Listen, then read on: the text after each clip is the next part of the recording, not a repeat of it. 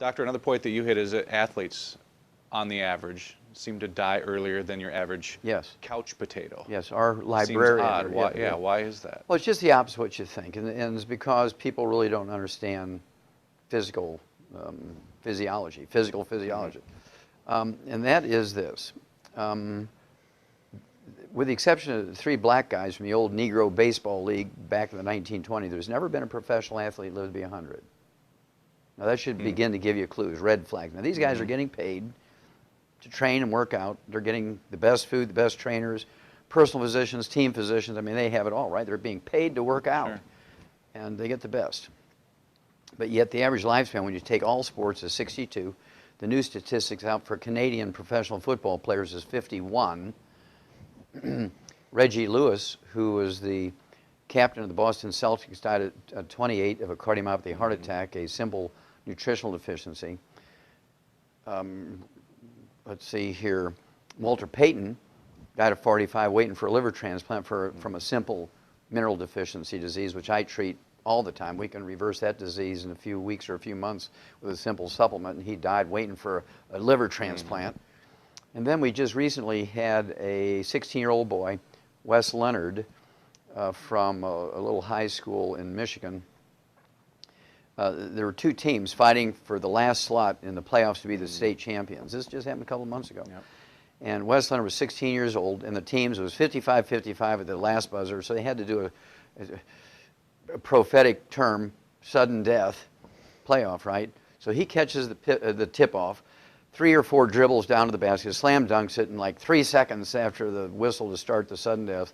He gets the winning 2 points, 57-55.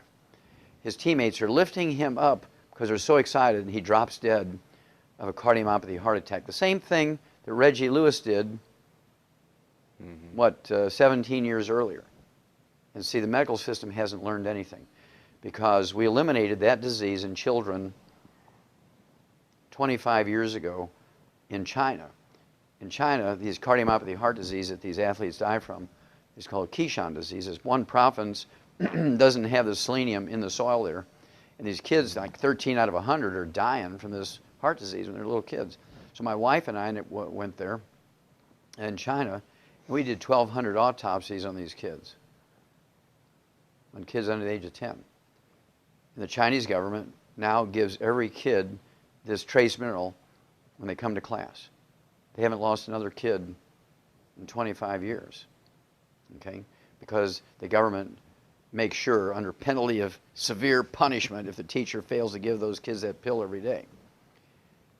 Here we have these kids. We've known this in the animal industry for 60 years, Scott. For 60 years, we've known the cause, prevention, and cure for this disease. And yet medical doctors say, well, we give them electrocardiograms before each season. We just need more physicals. That'll do it. Well, no, it won't do it, because they know nothing about nutrition. They don't realize that when you sweat, you're not sweating out water. You just drink water, you're going to die. Whether you're a roofer in the summertime, and it's 120 degrees up there on the roof, and you're sweating like a pig, or you unloading trucks, or you work in a factory, you're doing physical labor on the road, or you're an athlete. If you're sweating, you're not sweating out water. Sweat is a soup that contains all the nutrients floating around your blood. And if you're replacing that soup with water, what's happening to your nutritional reserves?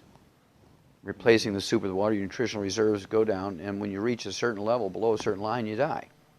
There's another 19-year-old girl just died of a copper deficiency. She's 19 years old. Florida State University, died of a ruptured aortic aneurysm, which is caused by only one thing. Well, 2 things. One, you get crushed against a loading dock by a truck, or copper deficiency. We learned about that in turkeys, Scott. In 1947, we eliminated ruptured aortic aneurysms in turkeys in 1947.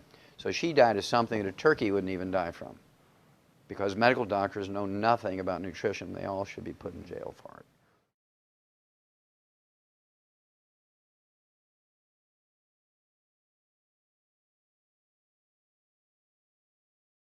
Doctor, your colleague, Dr. Wallach, both of you talk about a topic that I thought was interesting, that athletes, or people that do a lot of physical labor and sweat a lot, live shorter than your typical couch potato. Can you explain that? Yeah, it's crazy.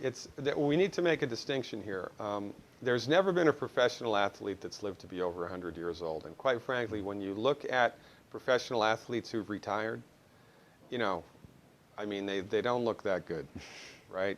And you're looking at these guys, and they look much older than they are mostly. This is because, again, it's not rocket science. If we go back to the metaphor of the full tank, right? If this is how much nutrition the human body needs to stay healthy, this is how much we get from our food, more or less. And then when we exercise, our metabolic rate increases, and we sweat. Mm-hmm.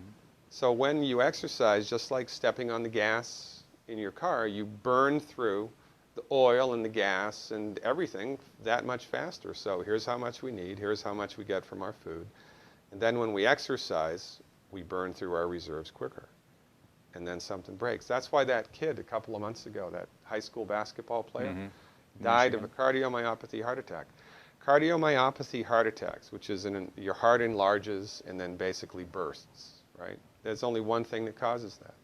It's not enough selenium, element selenium. Again, selenium, just like with breast cancer prevention.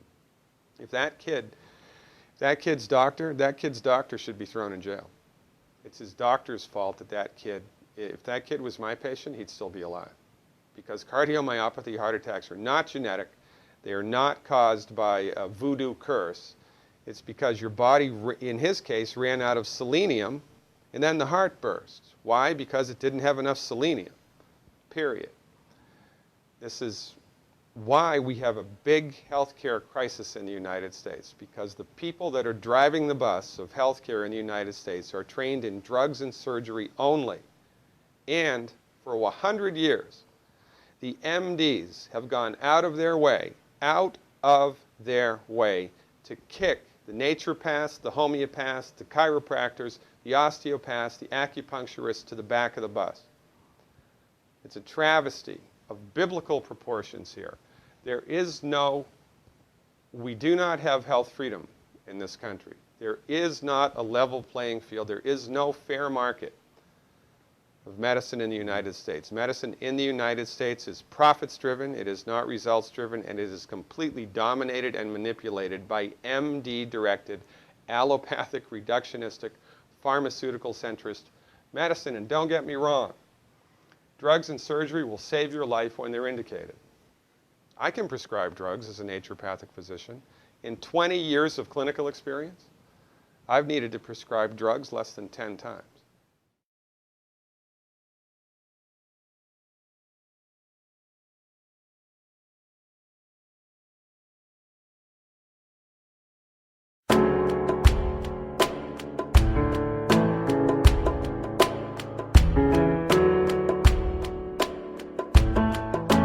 Greetings, everyone. Judy DeVilbus here. What do you think of when you hear the words tangy tangerine? Well, I think of like a sweet, tangy tasting something. Well, what I'm referring to is the ultimate tangy tangerine. It's a fantastic product. It has everything you need, and a great benefit is it's very, very delicious. It's very easy to drink. I've suggested it even to youngsters. Even children like it. Even little guys. Even little girls. They come right into my office. Their parents can't get them to take those chewables, and besides that, they're not as good as tangy tangerine. And I give them a little taste of that, and you know something? They're pleased as punch. So, if it's good for a child and it tastes delicious, why not you? There's no excuse not to take a vitamin when it tastes as good as that does. So how about it? Tangy tangerine should be the answer to all of your nutritional program problems.